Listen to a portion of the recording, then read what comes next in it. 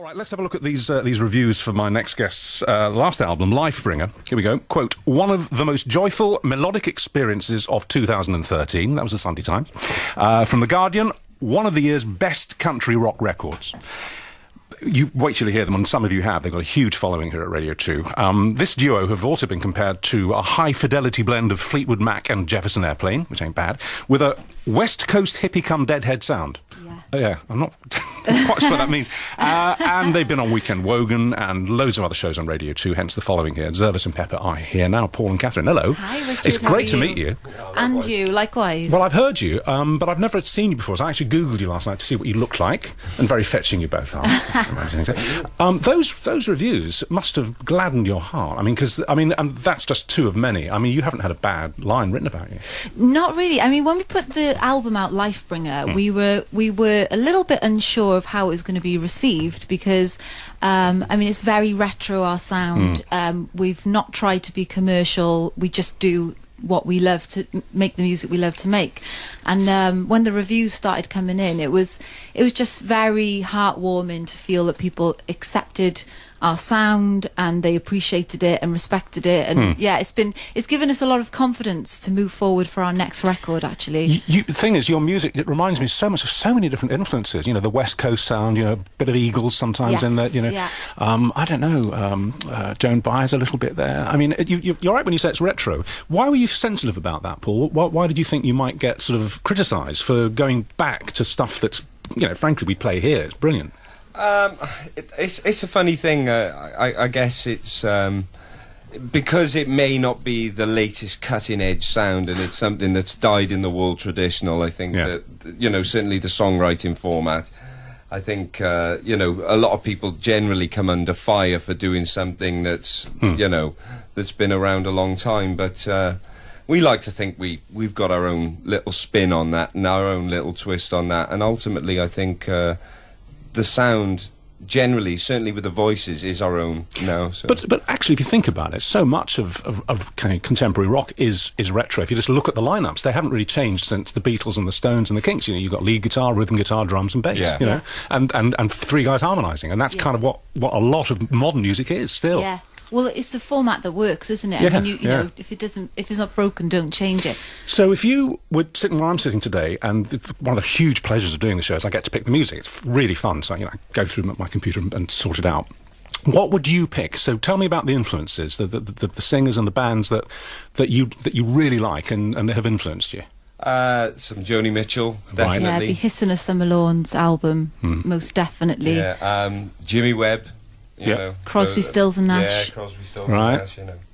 Those kind of artists. It's certainly sort of late 60s, early 70s. I think with Paul and I, we've been collecting records since we were like 17, maybe younger, and I suppose our sound is born through us just consuming those records and almost filtering them back in our own way. Did you start out covering a lot of that stuff? Yeah. Yeah. Yeah, we were in a band. Simon is joining us on guitar today. Oh, that's we were in nice. a band with Simon, going back to when we were like 18, 19, doing a lot of West Coast covers. So we would play a lot of California folk rock.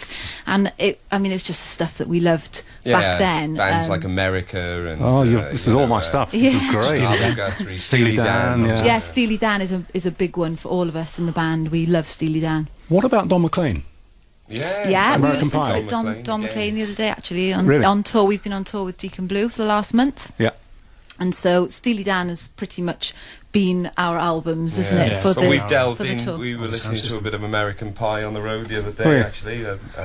Empty Chairs and... Empty Chairs, yeah. Fantastic track. Don McLean was when I was a teenager, American Pie came out, and he always had a man crush on him, you know, because he just sounded so beautiful. Years later, I interviewed him, and it was such a disappointment, because he lost his temper with me. Because I asked him, we were about halfway through the interview, and it was all right, and I asked him about American Pie. Right. And it was a pre-recorded interview. He went, "Stop the tape, stop the blank tape."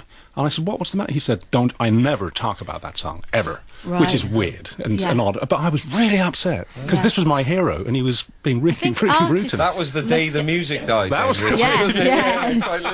No more Starry Nights. I think artists probably get sick of sort of being stuck with the same song. But I think you've got to respect your audience, and if they fall in love with a song, we've got some songs in our repertoire which we'll always play because we know that the fans love it, and it wouldn't be right for them to come to a show and not get to hear the song they love. That's easy to say now. I know. In 20 years' time, we're like, that song. Well, maybe he had jet lag, I don't know. But it's all a long time ago. Right, so talking of that then, what are you going to play first? What's the first track? This is a single from our forthcoming record. We've actually just titled this record, so this is an exclusive because everyone's been waiting at home. Our forthcoming album is going to be called Abstract Heart. Abstract Heart, nice title. Heart, and it's from, it's actually a song on the record. It's called Abstract Heart, and this is We Are One from that record. Lovely, okay.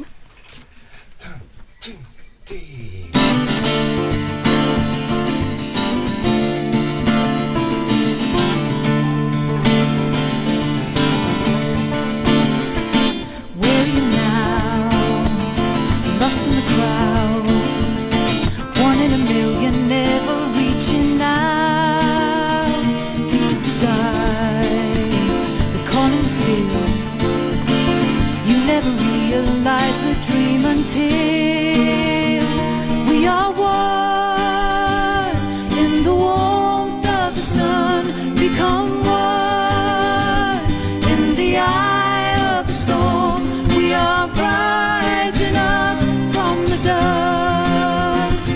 We are here, we are real, come with us.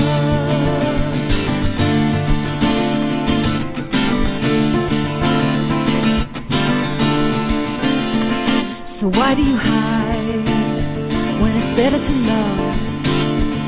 Shoulder to shoulder isn't close enough. A meeting of minds, a touch of the skin. You get it together, let the ride begin. We are one in the warmth of the sun, become one in the eye of the storm. We are rising up from the dust.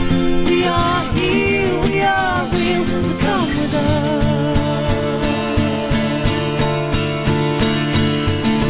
I need you here by my side. Let's get it together and keep it together until we are one. I need you here by my side. Let's get it together and keep it together. I'll keep us together until we are one. Oh, become one. Oh, we are rising up from the dust. We are here, we are real, come with us.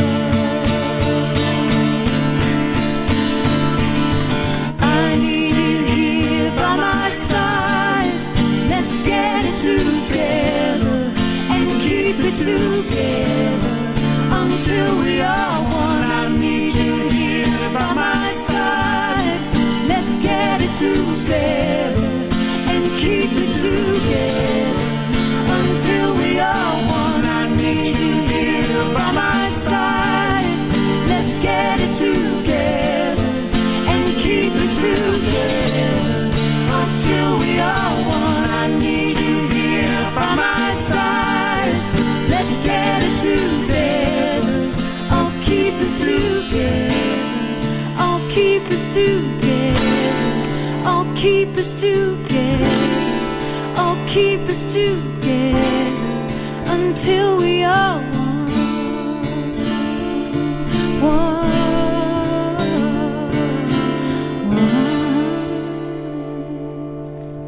Yeah. That was like being at a festival. In the 1970s. Yeah, that was like being at Woodstock. I mean, that was amazing. That was thank you. Beautiful. And just the three of you, that was fantastic sound. You've done quite a lot of festivals, haven't you, of late? You were at Glastonbury? Yeah, we've played Glastonbury. That was last year. This year we played Moseley Folk Festival, which is a lovely one in Birmingham. Beautiful Days Festival down in Devon. We've kind of tried to get around because our album came out in 2013, so we did a lot of shows that year. And then last year we kind of cherry-picked the shows we wanted to do because we're waiting for this new record to come out. So this year we should be appearing at lots of festivals and touring lots. How is that for you in terms of the psychology of it? I mean, you know, if you go to a festival just to watch and do, it's such a mellow experience, and everyone has a great time. It doesn't matter if it's raining or not. It's wonderful. But actually performing, because I did one once in 1974, the Windsor Pop Festival with a mate of mine, and we had a little set of about 6 songs, and I realised it wasn't for me. A, we weren't that good. I was so nervous. I mean, just crippled with I mean, terrified. I felt I was going to have a heart attack, you know. Do you get nervous when you step out in front of a huge crowd? I think the bigger the crowd, the better. All right. It's a real buzz. To be honest, when you're kind of in this environment, it's a little bit, you're very much laid bare. In a festival, people are distracted. There's so much going on. They miss the bits you get wrong. You're kind of partying together. Actually, We Are One, we wrote after we came back from playing a festival called Secret Garden Party, which is just a massive party. And were you influenced by the festival? Then you're in that headspace. Yeah, it's when you're watching a show and you kind of become one with the audience. It's all about that hedonistic summer vibe. That's exactly how it felt. Yeah. You know, and I got cans on, so I closed my eyes and I could feel the sunshine. It was I find it harder to do it in this kind of environment where there's maybe 2 or 3 people watching. You know, that's the it's much that's more the intense. kind of intense.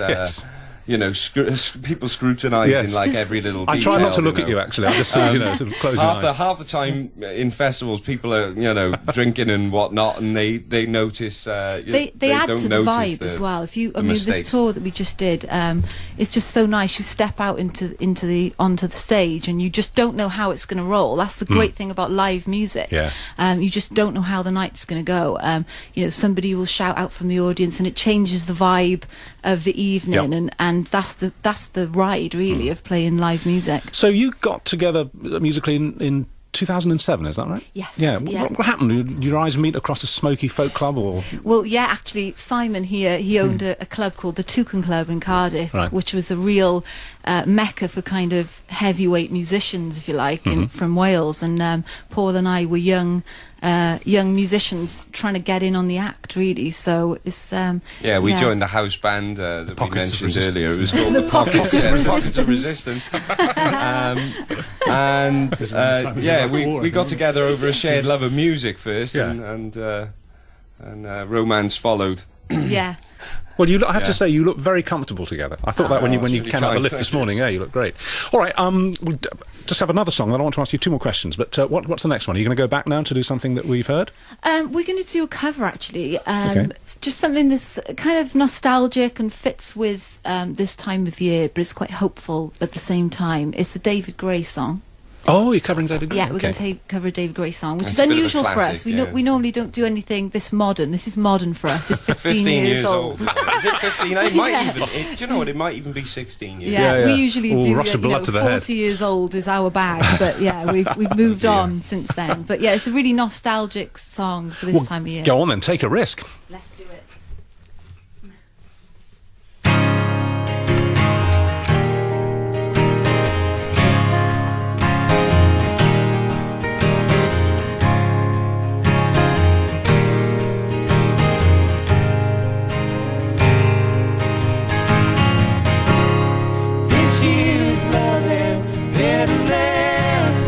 Heaven knows it's high time. I've been waiting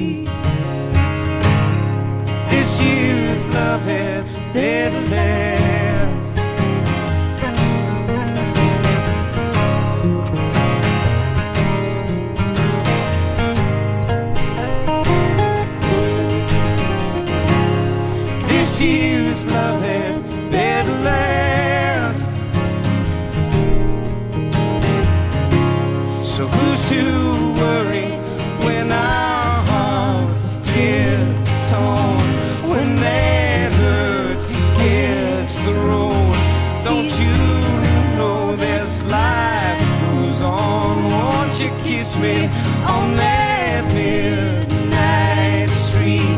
Sweep me off my feet, singing, ain't this life so sweet?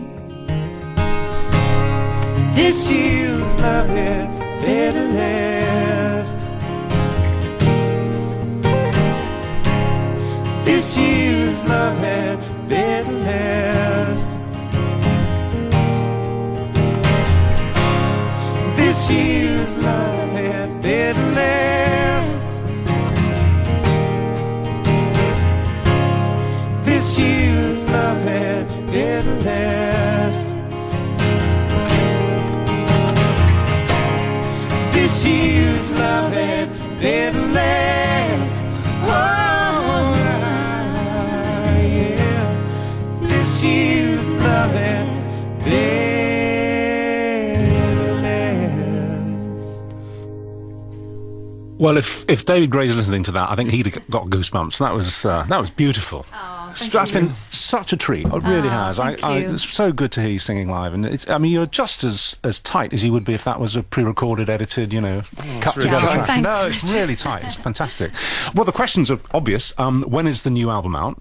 So the new album's out the 20th of April, so that's an exclusive as well. Nobody knows the release date, and everyone's been waiting. So April 20th. April 20th, and we'll also be doing a tour to promote that album. Give me the title of it again. It's called Abstract Heart. Abstract Heart. And it will be in the shops this time. We usually distribute just via our website and a few choice shops, but we are going to be putting it in the high street. Good. So yeah, please come on our website, join our mailing list for more details. And the website is what? Zervas Pepper. Yeah, if you put us into Google, it's You only can't us. It's only us We like out to say there. Google. Zervas and Pepper. Oh, it's too late Well, there are now. many other search engines. Yeah, I mean the tour dates as well. Yeah, go It's on. Manchester, Glasgow, Leeds, Bristol, London, Birmingham, and we will be releasing some more in Wales as well. So. And when do you start that tour? In March, April? It starts April the 16th, Okay. and it runs through to the 26th. Lovely. Well, listen, the best of luck with that. Not that you Thank need you it. It's so going to be a much. huge success for you. And just meeting and hearing you live, I can see why you get these incredible reviews. Thank Thoroughly you. deserve them. So Happy New kind. Year. Thank you. Happy and New you. Year. And to all your listeners at home, have a great year, everyone. Yeah. And I know they're shouting the same thing back at you. Thanks a lot. Thank you.